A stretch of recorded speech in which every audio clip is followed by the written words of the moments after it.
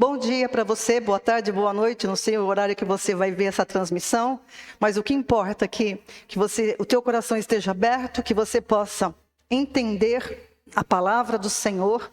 Esse é o objetivo das ministrações da palavra, é levar ao pleno entendimento a palavra de Deus no coração das pessoas, que é isso que Deus quer, né?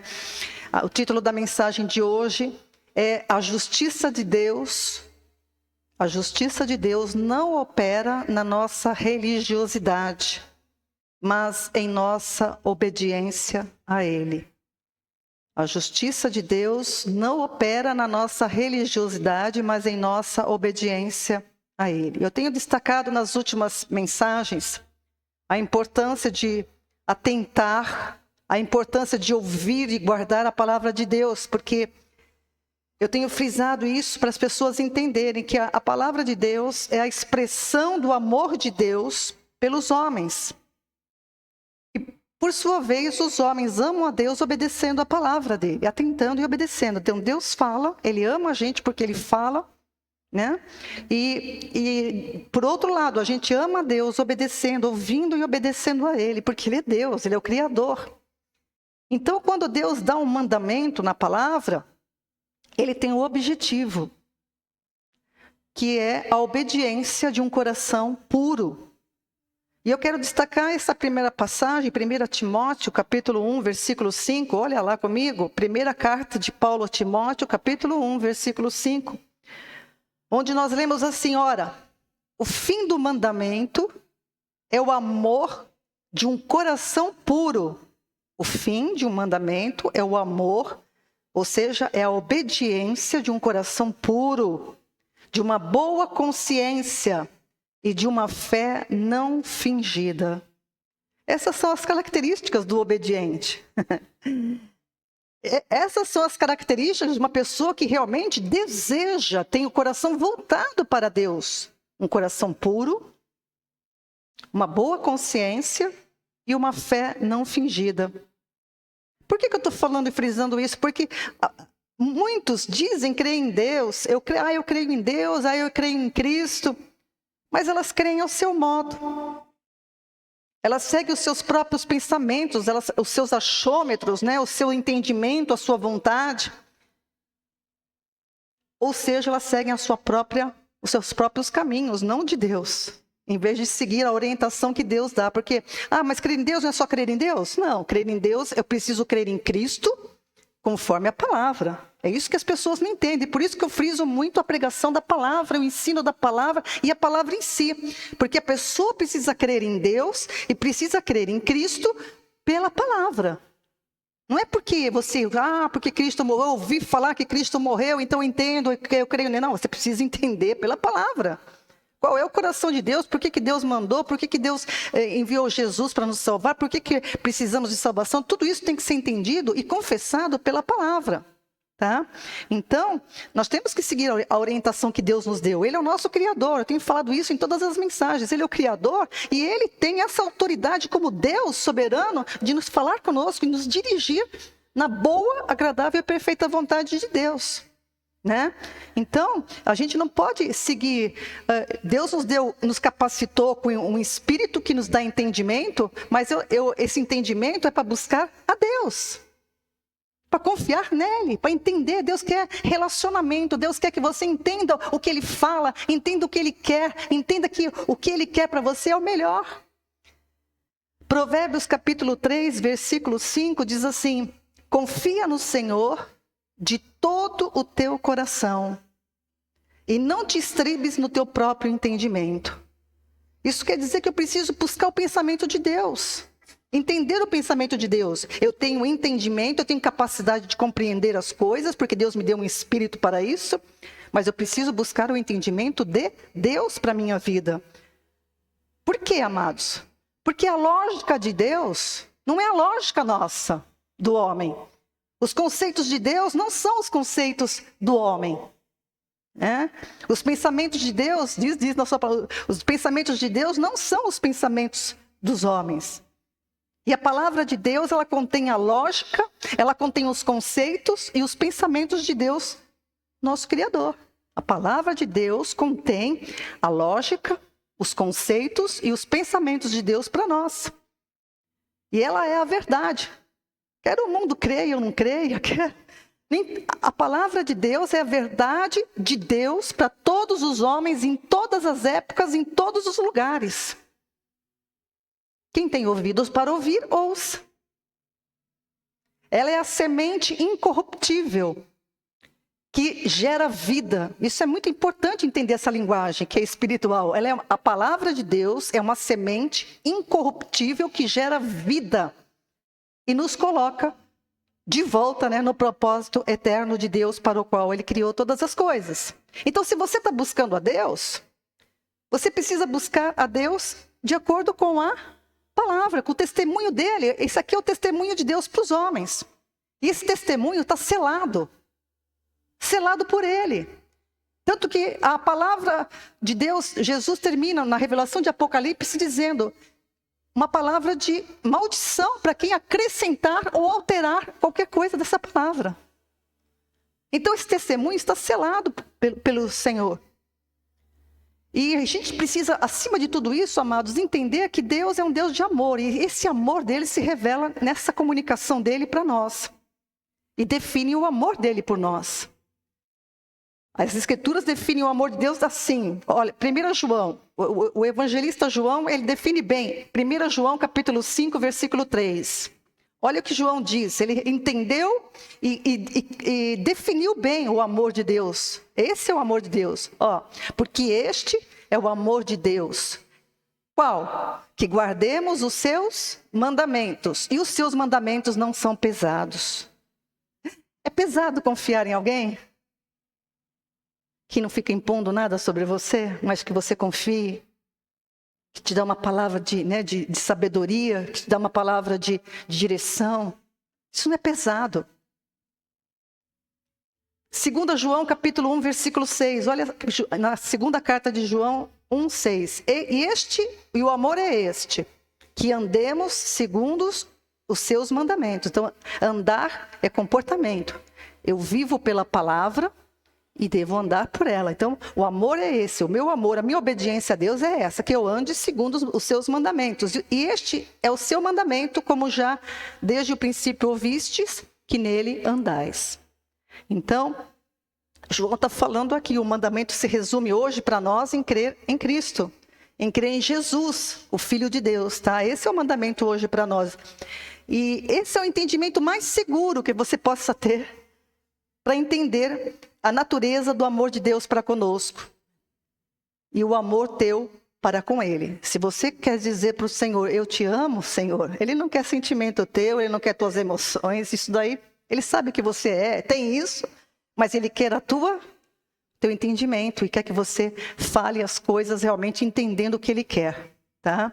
Obedecendo a Ele. E quando nós obedecemos o que Ele fala, isso é a coisa mais impressionante que o homem ignora. Quando nós obedecemos ao que Deus fala na sua palavra, a gente fica debaixo do amor dele, a gente fica debaixo do seu poder, da sua justiça, da sua santidade, do seu cuidado, da sua salvação. Isso é muito importante. Quando muitas pessoas ficam questionando Deus, por quê? Porque Deus permitiu isso, por que Deus faz aquilo, por que Deus... Olha, Deus deu a palavra. Quando o homem não obedece, ele está fora da proteção dele, simples assim. O que acontece com o homem? O homem anda segundo, o homem fica entregue a si mesmo. Então, por isso que a gente vê tantas coisas terríveis. Por isso que a gente vê tantas coisas que a gente não entende e fica perguntando para Deus. Mas a resposta é muito clara. Porque o homem não atenta para o Senhor. Porque o homem não obedece ao Senhor. Por isso a gente vê o que a gente vê, as atrocidades que a gente vê, as corrupções que a gente vê, as mortes que a gente vê, as coisas terríveis que todos os dias, cada vez mais nós estamos contemplando, é de uma humanidade que nega, ela não quer nem saber da palavra e muito menos Deus. Então a gente colhe o que se planta. A humanidade colhe o que planta. E como nós que cremos em Cristo estamos no mesmo solo da terra, a gente acaba também recebendo coisas dessas consequências. Mas é óbvio que Deus me guarda. Eu estou debaixo da proteção de Deus. E se algo acontecer comigo, se eu morrer no meio dessas intempéries todas, eu estarei com Ele para sempre, para sempre. Mas aquele que não obedece a palavra dele, que não atenta para Ele, o que vai acontecer com ele quando ele morrer aqui? Estará para sempre distante dele, vivendo o que é inominável, vivendo aquilo que eu não tenho vontade como pregadora de pregar, porque é algo que deve ser tão terrível, mas é verdadeiro. E eu tenho que avisar para você, como pregadora do Senhor, eu tenho que dizer para você, este é o tempo de você atentar para a palavra e crer nele no que ele quer, porque ele quer o teu bem, não o teu mal. Ele diz que ele não tem prazer na morte do ímpio, porque a morte do ímpio é desgraça para sempre.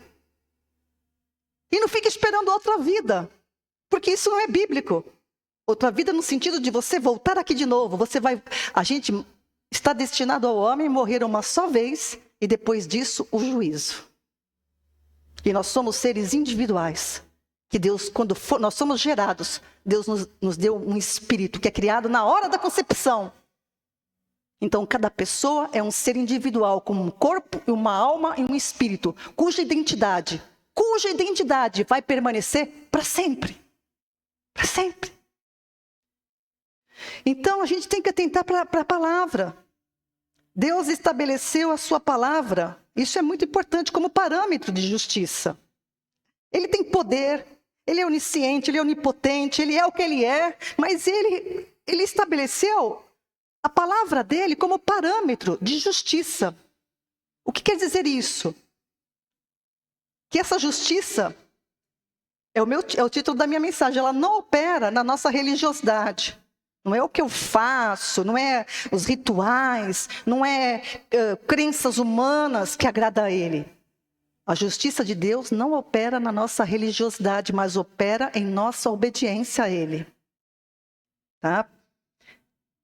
E essa palavra, Jesus falou isso no Evangelho de João, capítulo 12, 48, que essa palavra vai nos julgar no último dia. Né? Se a gente deu crédito a ela ou não. Se a gente a recebeu e viveu por ela ou não. Como a palavra permanece para sempre, a obra que a palavra realiza também permanecerá para sempre. É isso que as pessoas precisam entender.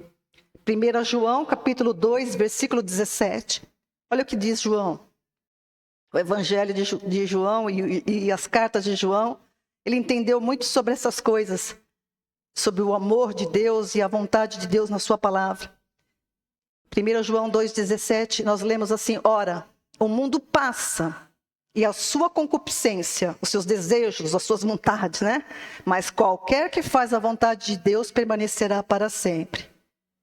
Então, os homens precisam atentar para isso, o mundo vai passar. A nossa vida aqui passa, a nossa vida é um cisco, né? É assim, ó. Então, isso tudo vai passar. Só que é uma realidade que a Bíblia apresenta, e que muitas pessoas ignoram e debocham e ridicularizam, é que todos que nascem nessa terra, nascem separados de Deus, nascem na condição de mortos, espiritualmente falando. Pecado é isso. Quando o homem pecou, significa que ele se separou de Deus. Quando o homem desobedeceu a Deus, ele se tornou destituído da glória, ele perdeu a glória, ele perdeu tudo que é característica de Deus e a vida, porque Deus é vida e a parte dele é morte. Então, todos que nascem nessa terra, nascem separados de Deus, ou seja, na condição de pecado. Pecado não é comportamento, amados. O pecado na Bíblia, depois da condição de pecado, se estabeleceu o que a gente faz, as atitudes como pecados também. Mas a gente tem que entender o conceito básico que as Escrituras apresentam para a condição de pecado. É mortos espiritualmente falando, sem comunhão com Deus. Né? Não participantes da sua glória. E essa condição, ela é decorrente da condenação de uma única causa, a desobediência de Adão. Que Adão era o cabeça de uma raça, ele era o start. É o start para uma geração da humanidade que deveria ser de acordo com a vontade de Deus, e Adão falhou. Né? E quando ele desobedeceu a Deus, é isso que é importante você entender, que isso está funcionando desde a criação do homem. Você precisa entender que a gente vive pela palavra, né? Quando ele desobedeceu, ele trouxe separação para ele e para toda a humanidade que viria depois dele, porque ele era um cabeça de uma raça. Tanto que a Bíblia trabalha com essas duas cabeças, Adão e Cristo. Adão é a cabeça da velha criatura e Cristo é da nova criação em Cristo. Amém? Essa condição de pecado que se estabeleceu na humanidade, ela precisa entender isso. E essa palavra não é somente evangelística, essa palavra eu quero atingir cristãos, crentes que se dizem crentes, mas que ainda não entenderam, que foram verdadeiramente libertos da condição de pecado. Essa condição de pecado que se estabeleceu na humanidade não é fruto de ações individuais, mas é uma herança. É a herança de Adão, cuja desobediência trouxe juízo e morte para todos os seus descendentes. Por isso que é dito em Romanos 3:23, todos pecaram e destituídos estão da glória de Deus. Todos. Ah, mas eu não estava no Éden. Tem pessoas que falam assim, ah, mas eu não estava no Éden, mas também você não estava na cruz. Então receba aquilo que Deus fez por você. Amém? O mandamento, e é importante entender isso, o mandamento dado no Éden, porque as pessoas questionam, né? O questionamento faz parte do ser humano, mas quando o questionamento é feito para entender, é uma coisa, mas quando é feito para debochar, é outro. Tem pessoas que ironizam, olha como é que Deus coloca uma árvore que é proibida. Não, a árvore não era proibida. Não era proibida. Porque se fosse proibida, o homem não era livre. Deus disse, de toda a árvore que está no jardim, de toda a árvore que está no jardim, comerás livremente. Está escrito assim na palavra. De toda a árvore que está no jardim, comerás livremente. Aí vem o mandamento dele. Porque se não há um mandamento, como que ele poderia, o homem, mostrar que ele era livre? Se não houvesse a condição de dizer para Deus, eu quero estar contigo, então Deus não colocaria a árvore, porque ele impediu o homem de pecar contra ele. Mas o Deus que nos criou, Ele nos quer livres. Ele quer que você responda porque você entendeu o amor dEle. Ele não quer que você te impor. De todas as árvores você pode comer livremente, mas, e atenta para o mas, da árvore do conhecimento do bem e do mal, dela não comerás, porque no dia que você comer, certamente morrerás. Essa palavra tem uma força. Essa palavra tem uma força, porque quando Deus fala, tem força que não volta para trás. Nem Deus pode impedir, porque Ele falou. E a palavra opera o que Ele faz. A palavra dEle é criativa, a palavra dEle é poderosa, a palavra dEle é eficaz. E é isso que o homem não entende. Tem muitas pessoas que não encaram a palavra de Deus como uma coisa que é infalível. Por isso ficam vivendo de forma dúbia, de forma inconveniente, porque não levam a sério a palavra do Senhor. O mandamento que foi dado no Éden era para proteger a natureza de Adão. Não era para coibi-lo. Precisa entender, porque tudo depende de como você vê. Para os puros, tudo é puro. Lembra que eu falei no começo? Que Deus, quando Ele dá um mandamento, Ele quer um coração o quê? Puro. Mas os impuros, Ele quer me proibir. Tanto que a serpente foi trabalhar isso. Ele não quer que vocês sejam como Ele. Certamente que vocês não vão morrer. Né? Olha lá. Então, sempre vai haver esse questionamento diabólico, que pode ser usado pela boca de uma pessoa.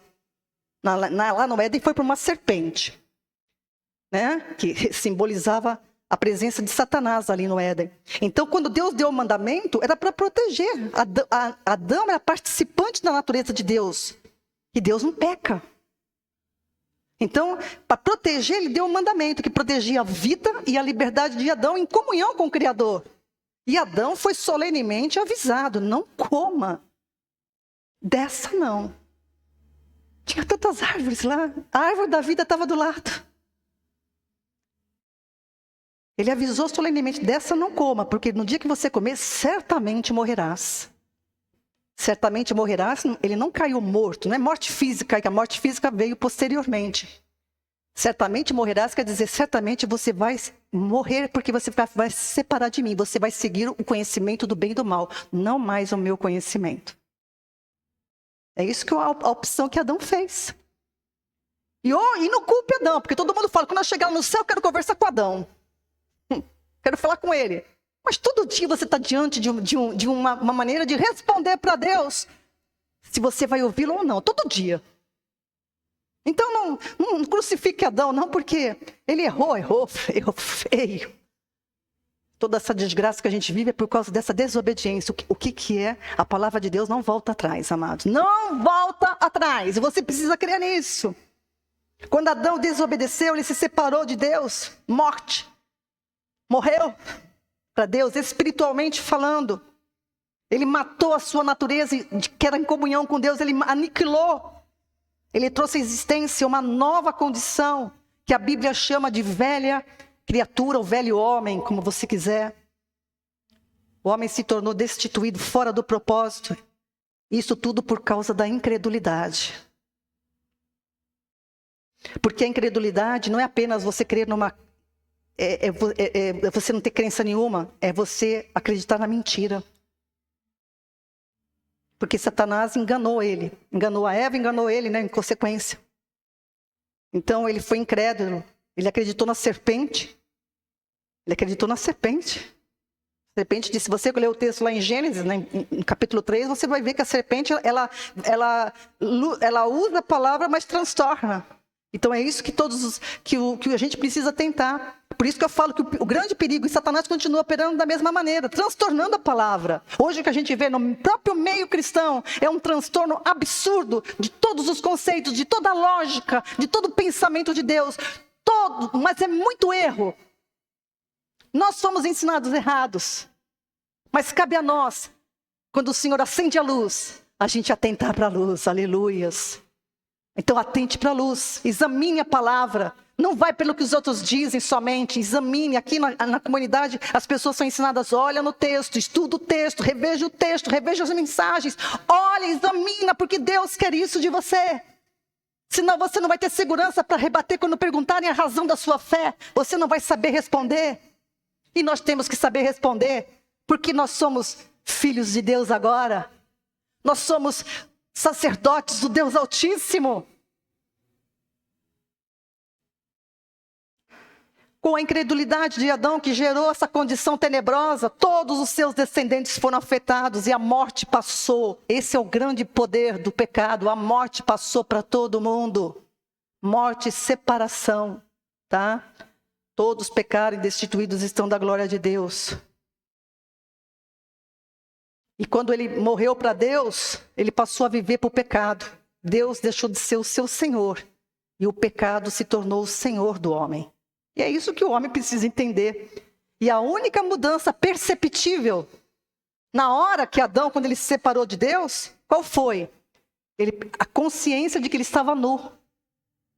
Eu já falei isso em outras mensagens. A primeira percepção que ele teve, a gente está nu. E ele escutou a voz de Deus e quis arrumar folhas para se vestir. Essa foi a única percepção visível que ele percebeu, porque ele estava sem a glória de Deus. Antes a nudez não era percebida porque ele estava revestido da glória. Agora ele estava destituído dela. A gente não entende bem isso porque precisaremos estar lá para entender o que está plenamente revestido de Deus e da sua glória. Aleluias. Esse reconhecimento que ele percebeu que estava nu era apenas o princípio da sua alienação espiritual. Era apenas o início, né? No corpo físico nada mudou, assim aparentemente, né? Mas mudou uma coisa que não era perceptível. A hegemonia, a superioridade, a autoridade do pecado sobre ele, que agora detinha poder sobre a sua vida. Isso ele não percebeu. Nem entendeu qual era, nem mesmo a morte, como o aguilhão do pecado, né, que é falado no Novo Testamento, ele não entendia plenamente o que significava isso. Será que você entende hoje? Adão estava ali vivendo, ele criou essa situação, nem ele percebeu. Será que você hoje, com a palavra de Deus, você tem noção do que significa isso? Estar separado de Deus? Essa transformação que aconteceu com Adão e também decorrentemente vai decorrer para toda a humanidade, essa transformação interna, que é a mudança da natureza, é a essência da nossa natureza, do homem, foi mudada com o pecado de Adão, ela foi profunda e decisiva. O homem foi criado para ter comunhão com Deus, agora estava sob o domínio do pecado, separado do seu Criador.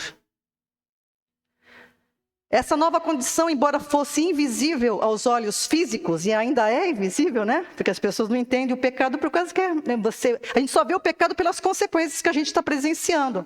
Mas a gente não entende a profundidade disso em cada criatura. Em cada criatura, né? A queda foi apenas algo que é invisível, mas irreversível. Irreversível. Sem a intervenção de Deus. É impossível o homem voltar-se de novo para Deus, porque ele pecou contra Deus. Tá? Jesus vai falar isso, né? Que é impossível, perguntando sobre isso, sobre a salvação, para Jesus fala, isso é impossível aos homens, mas para Deus nada é impossível. Para Deus nada é impossível. Então, essa realidade do pecado é uma situação, é uma realidade espiritual, eu vou repetir para você, que afetou toda a humanidade e é irreversível sem a intervenção divina. Se Deus não intervisse, estávamos perdidos para sempre.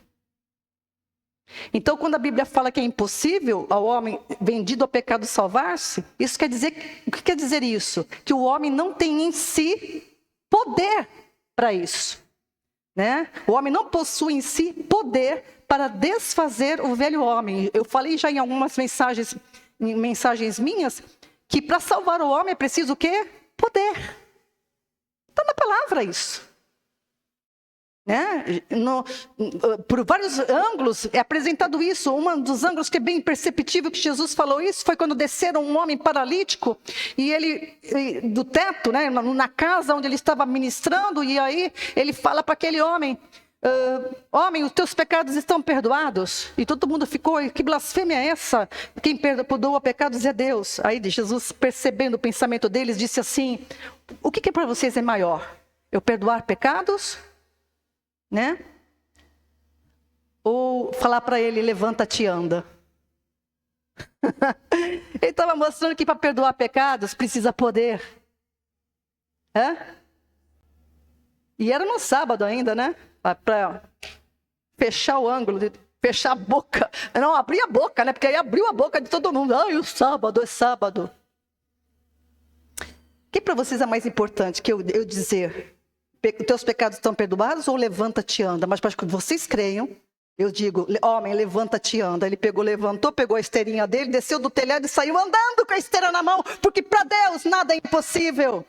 E é esse Deus que quer salvar você, é esse Deus que diz: olha para mim e seja salvo.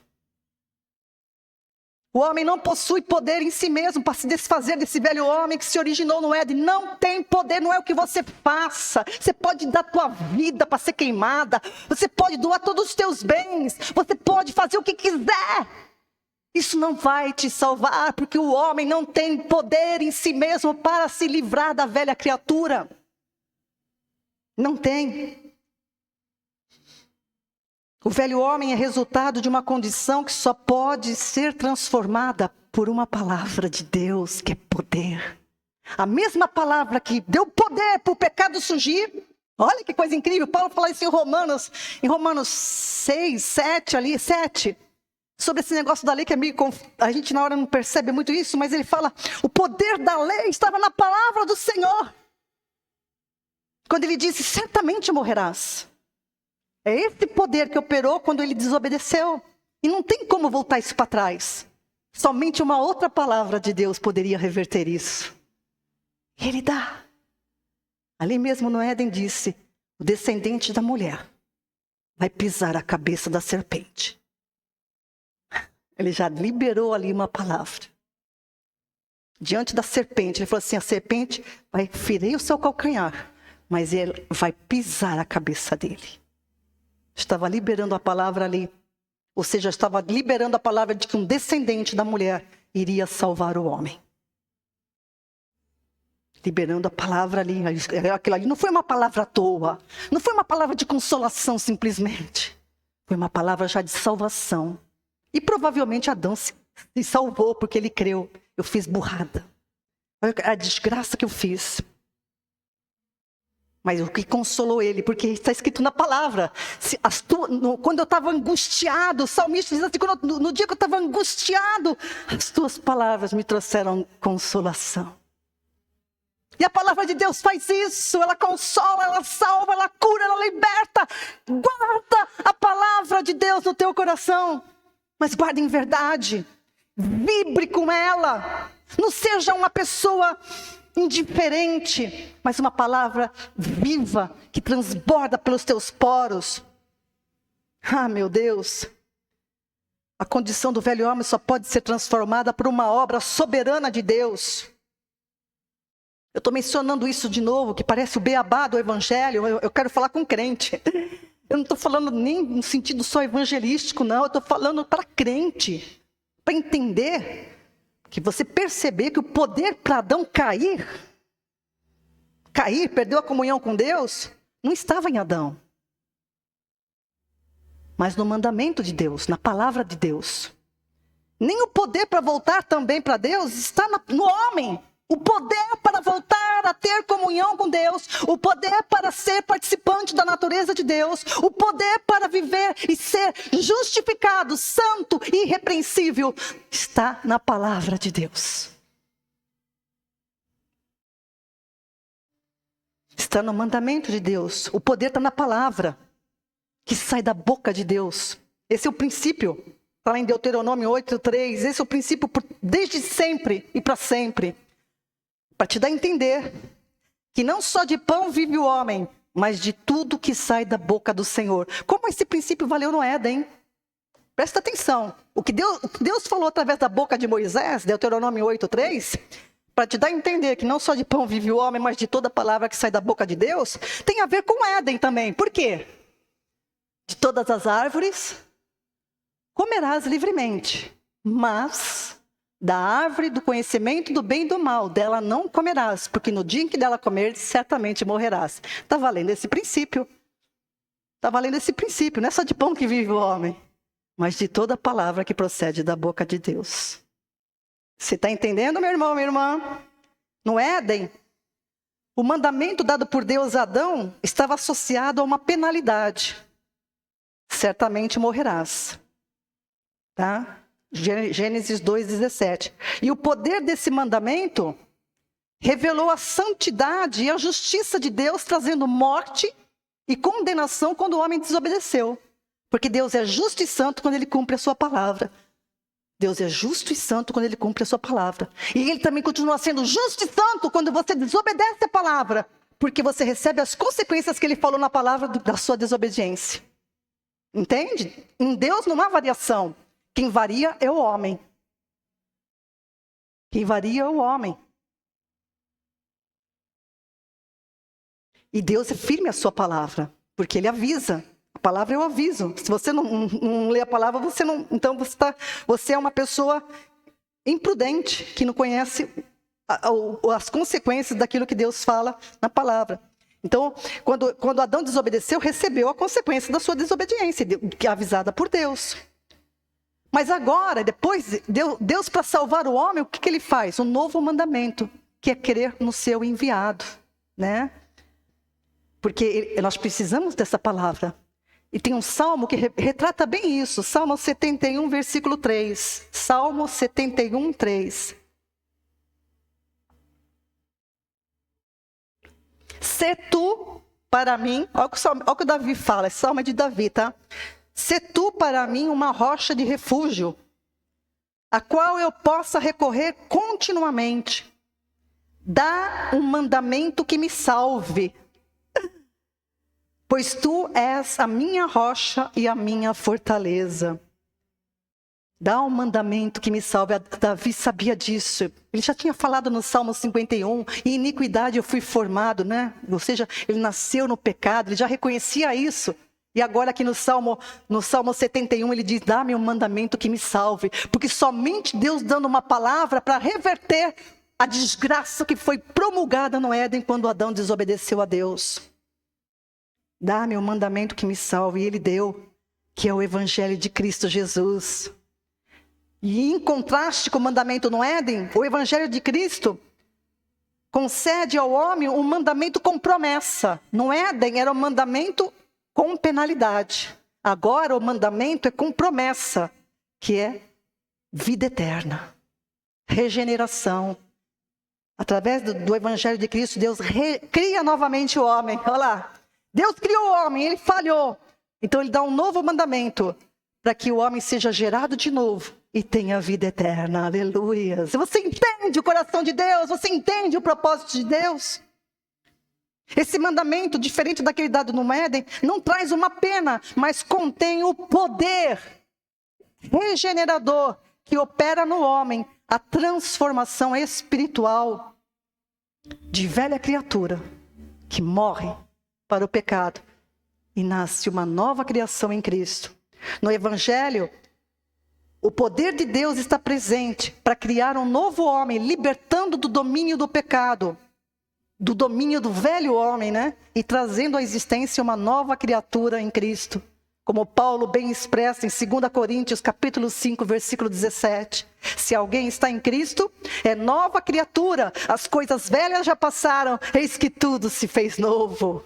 Você entende? O novo de Deus é isso. Ele não quer velho, Deus faz novas todas as coisas sempre. Sempre.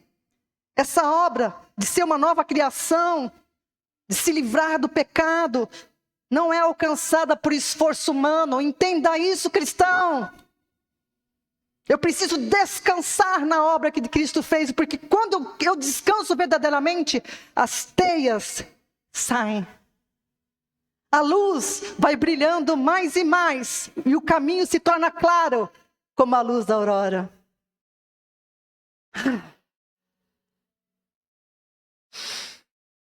A obra não é alcançada, a obra de nascer de novo, a obra de se livrar do pecado não é alcançada por esforço humano, mas é pela graça divina que opera por meio da fé no Evangelho de Cristo Jesus.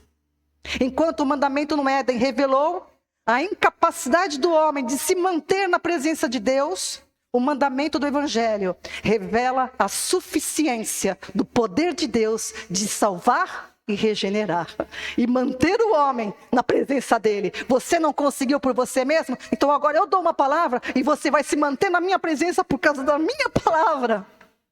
Olha, aleluia! Você se mantém na presença dele pela palavra dele. Basta que você permaneça nela. Por isso que tudo se liga. João 15, Jesus diz: eu sou a videira, vocês são ramos. Nenhum ramo produz nada de si mesmo se não estiver ligado na videira. Quem produz o fruto é a videira, não é o ramo. Tem gente que quer produzir fruto do Espírito sem ter palavra no coração, pois a palavra é que produz o fruto do Espírito na nossa vida. Não é você por você mesmo, na sua capacidade. Quando você depende de Deus, da palavra dele, a palavra de Deus opera em nós, a vontade de Deus. E aí então eu apresento tudo o que Deus é. Mansidão, domínio próprio, paz, amor, longanimidade. Aleluia. Aleluias. Efésios capítulo 2, versículo 8 diz assim: porque pela graça sois salvos por meio da fé. Graça. Fé. É Cristo aqui, né? É Evangelho, palavra de Deus. Porque ela é o fundamento da nossa esperança, né? Pela graça sois salvos por meio da fé. Isto não vem de vós. É dom de Deus. Aleluias. Romanos capítulo 16, versículo 26. Romanos 16, 26. Mas que se manifestou agora e se notificou pelas escrituras dos profetas, segundo o mandamento do Deus eterno, a todas as nações para a obediência da fé. Então veja só, está nas Escrituras, estava no Antigo Testamento, nos profetas, mas agora se manifestou a salvação de Deus. Porque aquilo que era impossível para o homem, Deus realizou, se manifestou. E agora é manifesto a todas as nações para a obediência da fé. Você está entendendo a conexão, a cognição do pensamento de Deus? Entende? É pela obediência da fé. Você é gerado de novo. Esse é o mandamento de vida que Deus nos deu em Cristo. Então o poder para a salvação não está na capacidade do homem acreditar, mas sim na mensagem que Deus providenciou e é pregada, ou seja, o Evangelho de Cristo. O poder para a salvação não está na capacidade do homem acreditar. Eu estou falando isso porque tem uma doutrina por aí que diz, tendo um entendimento totalmente distorcido, porque quando a gente não entende que a Bíblia foi escrita para o judeu primeiramente, e o tratamento primeiramente foi para o judeu, e a linguagem é específica para a cultura semítica, Deus usa uma terminologia para tratar com eles.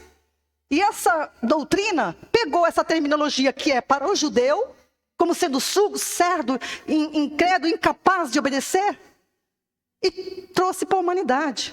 Mas o gentil não é enquadrado nisso. O que está na lei está escrito na Bíblia para os que estão debaixo da lei. E quem está debaixo da lei?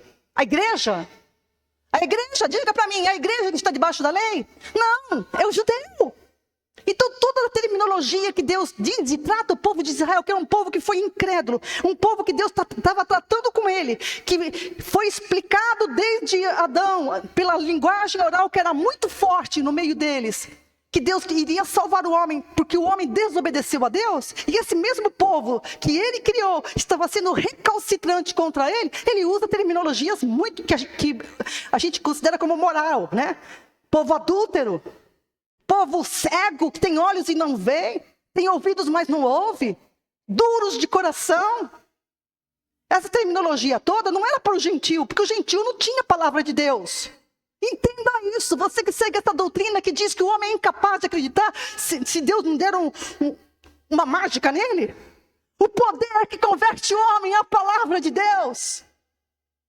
O poder não está no homem, o poder está na palavra de Deus, e é dada pela graça. O poder para a salvação não está na capacidade do homem acreditar, mas na mensagem que Deus providenciou e é pregada através do Evangelho de Cristo. Deus salva pela loucura da pregação, que é Cristo crucificado, que para uns é escândalo, para outros é loucura. Não é que a pregação seja louca. Louca é a maneira que Deus resolveu se manifestar. Um Cristo crucificado. Isso é loucura, né? Mas como diz Paulo em 1 Coríntios capítulo 1, versículos 21 e 23. Visto como na sabedoria de Deus o mundo não conheceu a Deus, pela sua sabedoria, aprove a Deus salvar os crentes pela loucura da pregação. Essa é a soberania dele. Ou você ouve a palavra, ou você está perdido para sempre. Ponto. Deus é bom e continua sendo bom. Ah, mas Deus é bom, não vai mandar ninguém para o inferno. Deus é bom e vai para o inferno porque desobedeceu a palavra dele, porque ele não pode ir contra a palavra dele. E Deus é bom. Aleluia! Ele é bom porque ele permite que uma pessoa colha aquilo que ela plantou. Ele continua sendo bom porque ele é o Criador. Ou o Deus que criou todas as coisas e te satisfaz com alimento, com luz, com provisão. Ele não é bom. Ele não é bom quando chove. Ele não é bom quando faz sol. Ele é bom em todo o tempo, porque Ele é o Senhor.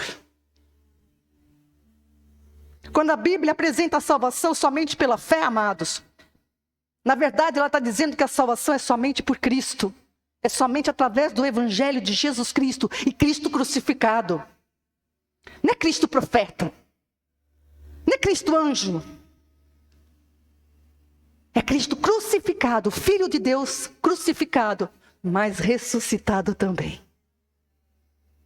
Não existe alternativa que não seja no Evangelho. Essa é a fé manifesta que Paulo fala em Gálatas capítulo 5. Não existe alternativa que não seja o Evangelho de Cristo. Não existe outro Evangelho a não ser o Evangelho da cruz e da ressurreição. Não existe outro Evangelho que salve o homem. Somente aquele que ele determinou. E é o Evangelho da cruz e da ressurreição de Cristo. Ouça, enquanto é tempo. Ouça enquanto é tempo. Para ser salvo é imprescindível ouvir a palavra, pois no Evangelho está o poder de Deus para ser feito filho de Deus. No Evangelho está o poder para o homem se livrar da descendência de Adão, morrer com Cristo e ressuscitar com Ele. Por isso que Paulo disse em Romanos 1,16, eu não me envergonho do Evangelho de Cristo, pois é o poder de Deus para a salvação de todo aquele que crê. O fato do pecador, que é outro ponto de vista desses que apregoam que a pessoa não pode acreditar por si mesma em Deus. Mas o poder não está na crença da pessoa, o poder está sempre na palavra. E agora eu vou frisar uma outra coisa que se fala erradamente por aí. O fato do pecador crer em Cristo é mérito exclusivo da palavra. Não há mérito nenhum no homem crer. Não há mérito. Por que não há mérito? Porque a palavra que é fiel e digna de toda aceitação. É a palavra que tem poder, é a palavra que é fiel e digna de toda aceitação. Então, quando o homem exerce a fé em Cristo, essa fé tem origem em Cristo, na palavra dele, na salvação que ele providenciou. Não tem origem na capacidade ou no mérito humano, porque ela é gerada pela palavra de Deus na pessoa que creu. A palavra opera eficazmente naquele que ouve e crê. Por isso que é dito em Romanos 10:17, a fé vem pelo ouvir e ouvir a palavra de Deus. Então, que mérito que é possível alguém acreditar numa palavra fiel e digna? Nenhuma. A fidelidade de Deus que é a base da nossa crença. E nela está o poder e nela está o mérito. A virtude está naquele que chama os homens que estão nas trevas para a sua luz, para a sua maravilhosa luz. Esse é o mérito é dele, não é do homem. Então que essa doutrina fala que se o homem acreditar, vai ter mérito nele em crer. Que mérito em crer, meu pai? Que mérito em crer? Eu me dobro diante daquele que é Criador. Existe algum mérito em mim? Se não, humilhai-vos debaixo da mão de Deus, para que no devido tempo Ele vos exalte. Eu me livrar do pensamento humano, de conceitos humanos, não é se humilhar? Então que negócio é esse de dizer que existe em mim ou em você, porque crê em Cristo, algum mérito? O mérito está na palavra do meu Deus, que liberou desde o Éden, o descendente da mulher pisará a cabeça da serpente. E quando a gente crê nisso, o mérito está nele, que ele cumpre a palavra dele. Não em mim, não em você, porque nós somos servos, porque nós nos submetemos a ele. E quando a gente se submete a ele, a gente fica debaixo da mão dele. O argumento de que o pecador é incapaz de crer desconsidera o poder da palavra de Deus. Isso que eu diria que é pecar contra o Espírito. Isso eu diria que é pecar. Você pode falar de Cristo, mas se você não falar conforme a palavra, é porque não há luz em você. Se você não pregar conforme a palavra de Deus, diz o Senhor, não há luz em você. O mérito está no poder do meu Deus, na palavra dele, naquilo que ele se propôs a fazer, não em mim, nem em você, nem em ninguém. Por isso que não depende do esforço humano, depende da minha submissão, da minha obediência. Entenda, cristão.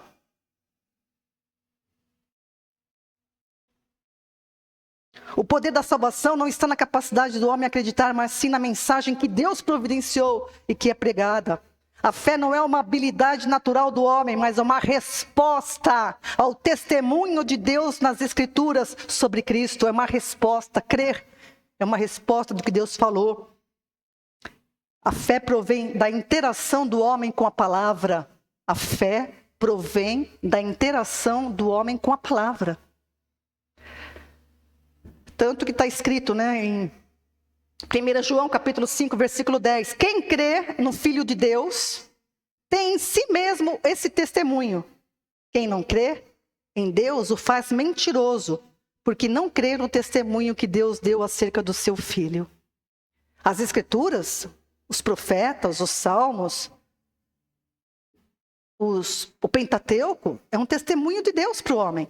Testificando o quê? Vocês precisam de um Salvador. Vocês precisam de um Salvador. Então, quando a pessoa não crê na palavra, ela não crê em Cristo, conforme a palavra, ela está dizendo que Deus é mentiroso.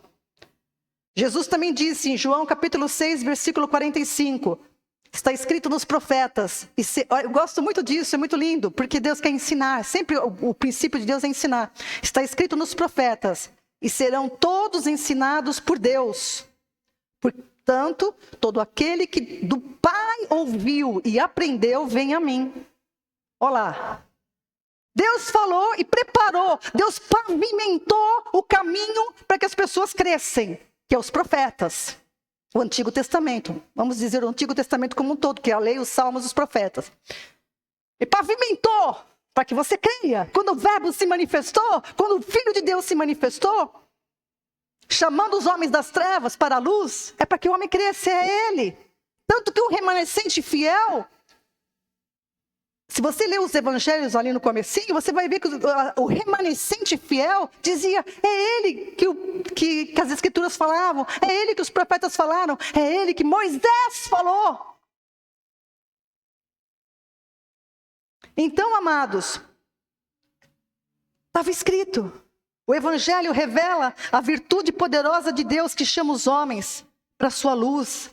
A capacitação do homem em crer vem da palavra. Essa virtude é divina, se manifesta no poder do evangelho, que é suficientemente poderoso para salvar o homem e transformá-lo. Melhor do que isso, recriá-lo. Recriar o homem, uma nova criação, de acordo com a imagem do Deus Altíssimo. Aleluias.